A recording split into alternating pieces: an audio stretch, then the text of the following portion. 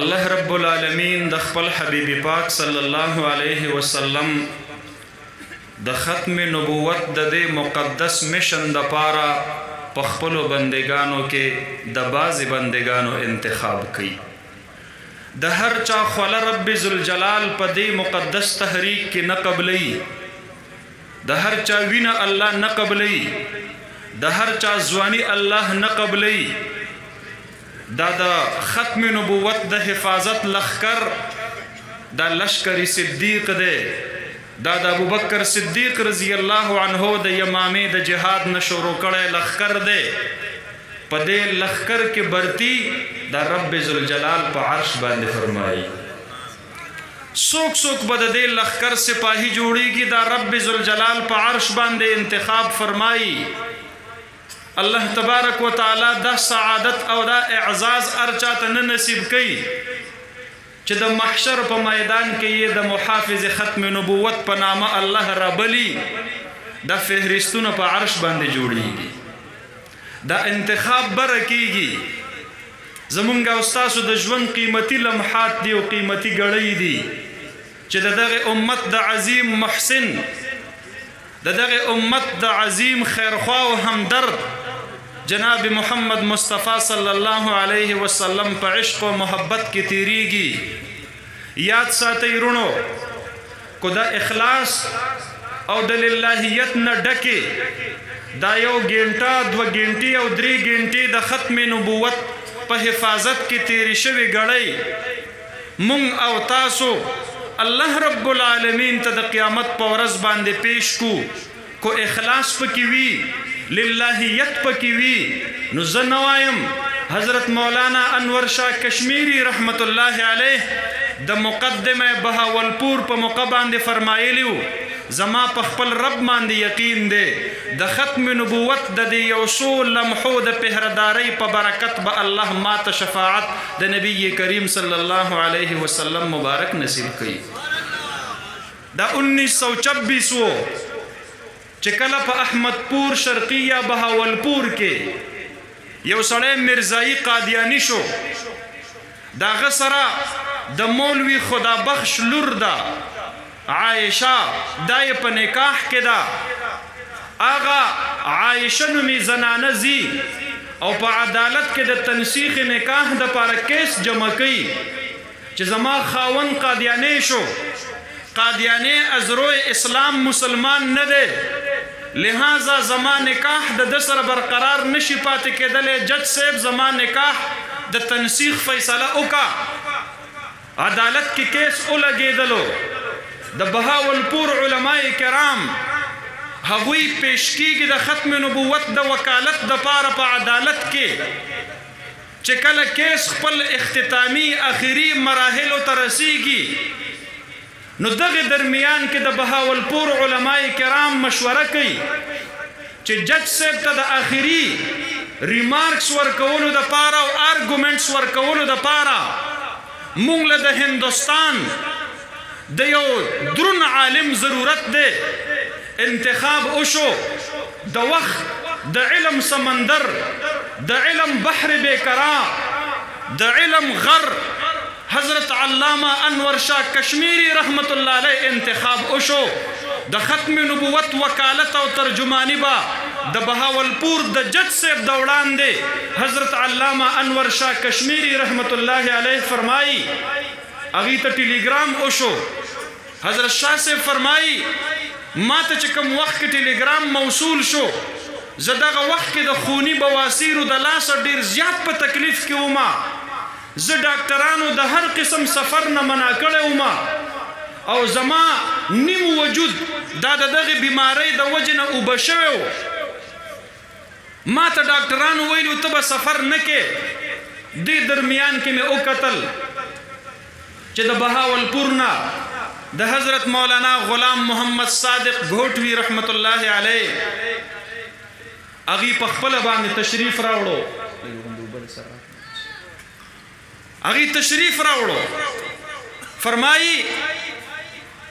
وی چې کله هغوی په خپل باندې راغلل او ما ته ټیلیګرام هم موصول شو زه بیمار هم وما او زما د حج اراده او د حج د سفر تیارې هم شروع وو ما زړه کې فیصله وکړله انور شاه کو په دې حالت کې در لمرګ راشي او د محشر میدان لګېدلی او سرور کونین سردار دو جهان صلی الله علیه وسلم ته مخامخ شي او ګیله رانه وکړي چې د ختم نبوت د تحفظ دپاره ته رابلل شوی وي او ته نه وې تلی نو تا ته خپل ځان زمانه ډېر ګران و النبي اولا بالمؤمنین من انفسهم نبی مهربان به په امت باندې د خپلو ځانونو نه ډېر ګران وي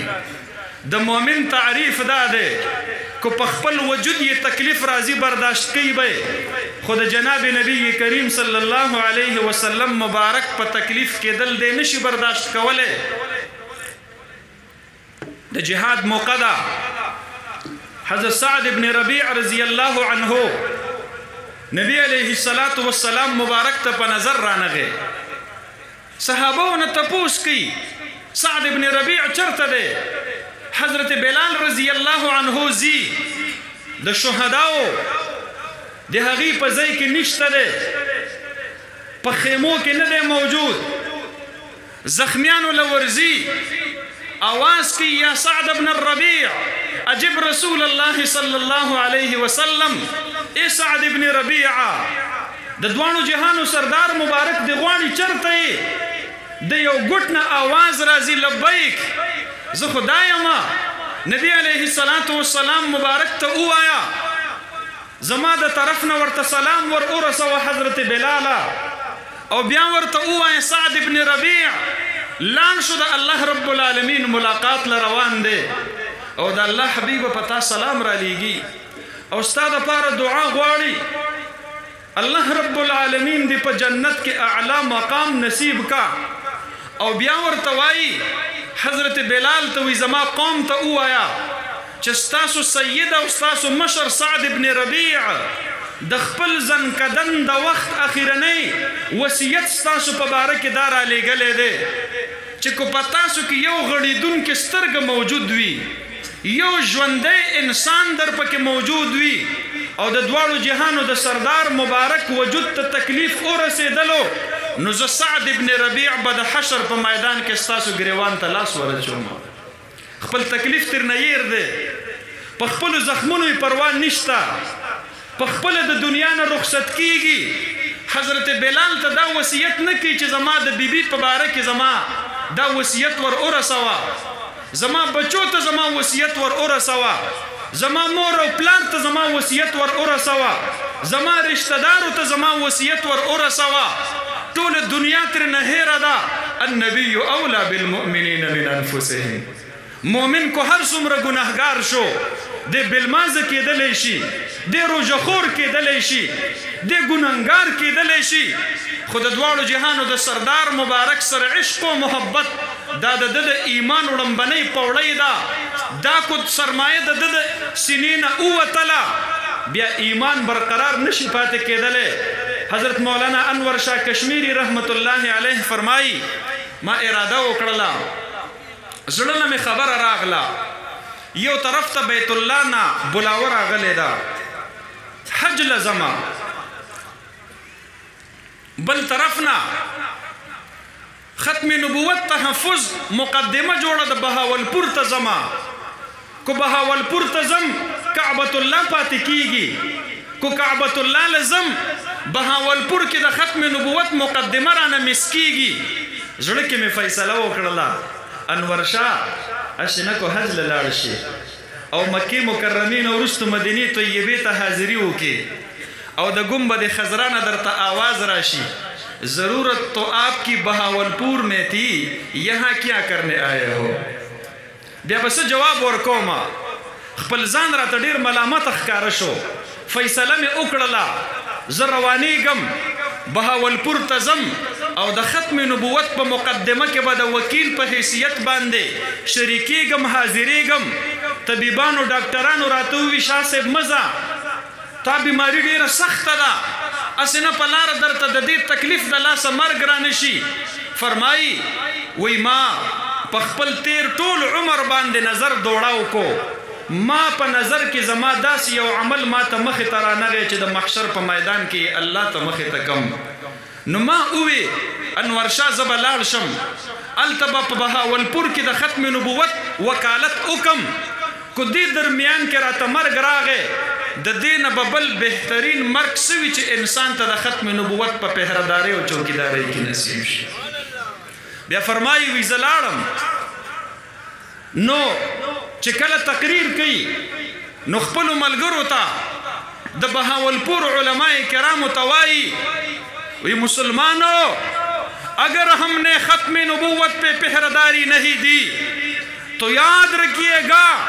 پھر گلی کا کتا بھی ہم سے بہتر ہے. چاتر نے تپوس کو حضرت جی دا ولی وی گورا چکل ناشنا مسافر یو کسیر ترا دننشی او آغا کسا کی چاسپے ساتلی سبا بیگا ورطا یو نوڑی ڈوڑی قدری غرزی نو دی ناشنا مسافر پس دا سپے خامخا غاپی دا داغی یوی نوڑی ڈوڑی نمک حرامی نکی دا احسان فراموش نوی دے د خپل مالک او د خپل نوکر دے د خپل مالک او د خپل آقا د هغه حفاظت د خپل فریضه او ذمہ داری غنی. نو کوسپی ته یو نوړی ډوډۍ څوک ورتا وکی او هغه ناشنا میلمه خپلې کوسې ته د مالک نه پرېږدي نو د رحمت للعالمین د برکت خو دنیا جهان ته د دنیا او د آخرت عزتونه میلاوي.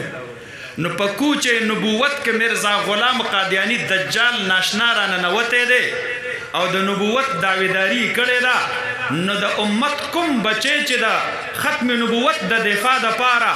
د مرزا غلام قادیانی خلاف خبره اون کړلې شي نو تر هغه وخت پورې د دنه د سپی هغه د غلې هغه سپی بهتر دی کوم سپی چې د خپل مالک د خوشالولو د پاره د یو نوړی دا غي نمک حلالي کوي او هغه په ناشنا سړی پسې غاپي او بیا یې او فرمایل زما په خپل رب باندې دا یقین دی څوک چې د تحفظ ختم نبوت پهرداری کوي الله رب العالمین به ورته ضرور شفاعت د دواړو جهانو د سردار مبارک نصیب کوي. مقدمه کې حاضر شو د بهاولپور عدالت دی محمد اکبر پنوم باندې جج دی د قادیانیانو د طرف نه داغي مناظر داغي مبلغ او داغي په نسبان دی داغي یو لوی عالم او دانشور جلال الدین شمس مخاطب دی. حضرت مولانا انور شاه کشمیری رحمت الله علیه ورته دلایل پیش کړي په دې خبره باندې چې د مرزا غلام قادیانی پیروکار مسلمانان نه دي هغه پر جرح کوي او جوابونه ترنه ورکوي. مولانا انور شاه کشمیری رحمت الله علیه د یو د پاسه بل دلیل د بل د پاسه بل دلیل د بل د پاسه بل دلیل د قرآن او د سنت د هغې نه د دلایلو برمار په دې درمیان کې د قادیانیانو مبلغ او مناظر خاموش شو. مولانا انور شاه کشمیری رحمت الله علیه جلال کې راغی فرمائی ورتا او جلال الدین میری طرف دیان کر کے دیکھ اگر آپ چاہتے ہو تو میں آپ کو مرزا غلام قادیانی جہنم کی آگ میں جلتا ہوا دکھا سکتا ہوں. د حضرت مولانا انور شاہ کشمیری رحمت اللہ علیہ د جلال پا انداز کی دی عظیم چیلنج یو سکوت تاریکو یو خاموشی پیلاوش والا پا عدالت کے ہر طرف تا د خاموشی یو سما یو فضا جوړش ولا د قادیانیانو مبلغ خاموش شو چیلنج یې قبول نکړلې شو. رستو د عدالتنا حضرت مولانا انور شاہ کشمیری رحمت اللہ علیہ ته یو مرید وی حضرت جی کو دی مرزائی او قادیانی مناظر ستاسو دا چیلنج قبول کړی وی نو بیا بسو نو حضرت مولانا انور شاہ کشمیری رحمت اللہ علیہ ورته فرمائی